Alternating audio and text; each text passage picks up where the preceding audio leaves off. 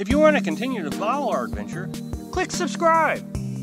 So you don't miss anything, click the bell notification. I find it very interesting. People have different philosophies about money and minimalization.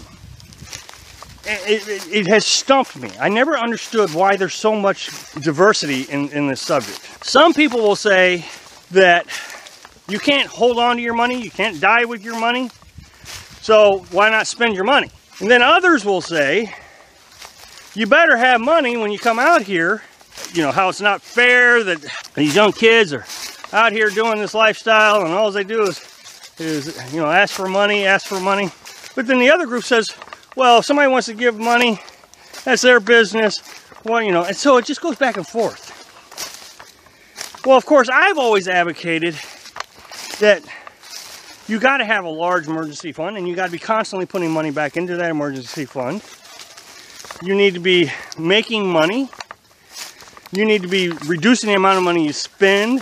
I try to demonstrate financial responsibility, and I get a lot of criticism for that. You know, right now we're heading into winter, and a lot of people believe that I should dip into my emergency fund and immediately go into a hotel room.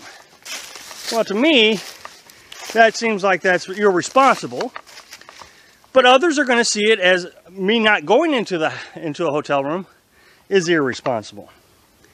And this has really been a troubling thing for me. It really has. Well, today I watched a video of a young YouTuber, and he's got a fair amount of following. Apparently, he used to not make very much money, and now he makes a lot of money. So his whole philosophy has changed in life. He used to believe minimalism.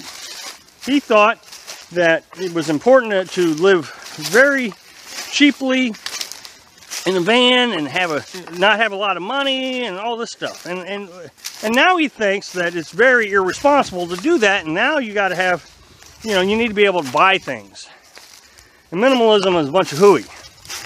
But he said something that was very interesting to me, and it got me. I mean, it immediately, all these questions I had about why there's such a widespread in thinking about you got to have money to be out here, or you need to live life to its fullest and don't worry about money.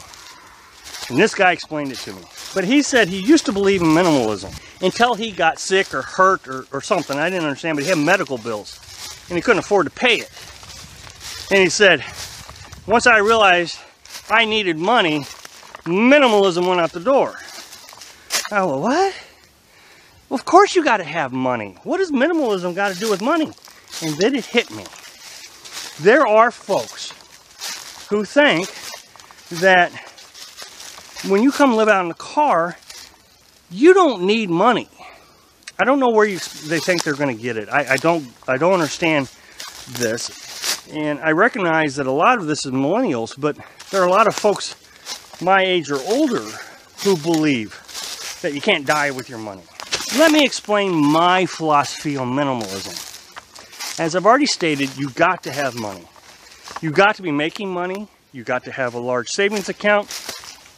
Call it an emergency fund. Call it whatever you want. Eventually, my car is going to need replaced. I'm going to have to be able to finance that somehow without going... Remember, I'm debt-free. So I do not intend to get a car loan. So I'm going to have to look at my vehicle, see how much money it's worth.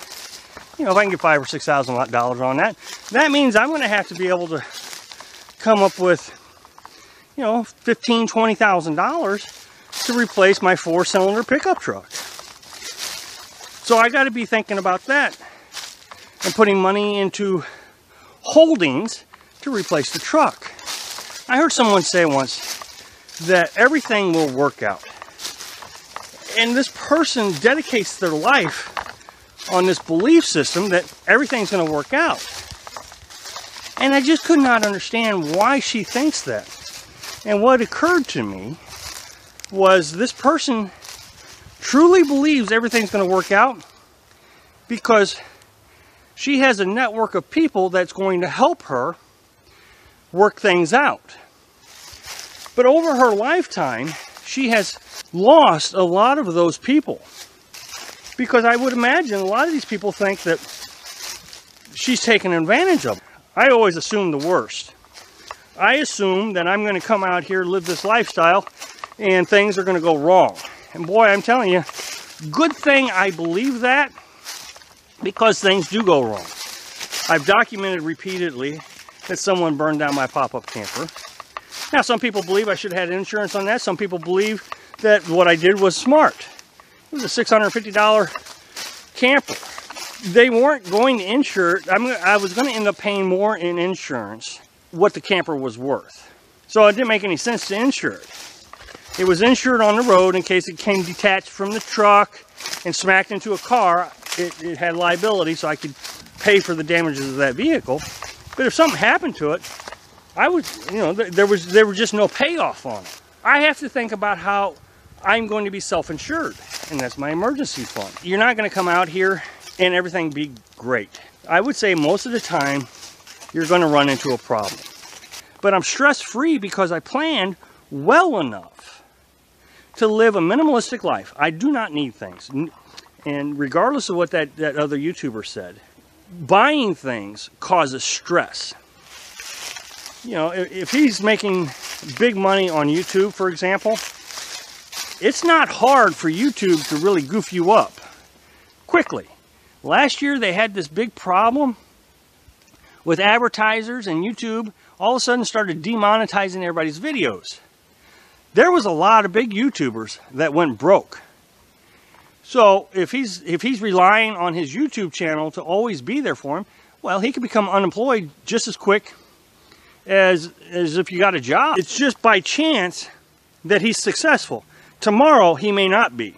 To sit there and say that, you know, I make good money now and I'm going to buy everything that I want. They're showing you this well, tomorrow you may not have that good money, and you'll be selling all that stuff that you want.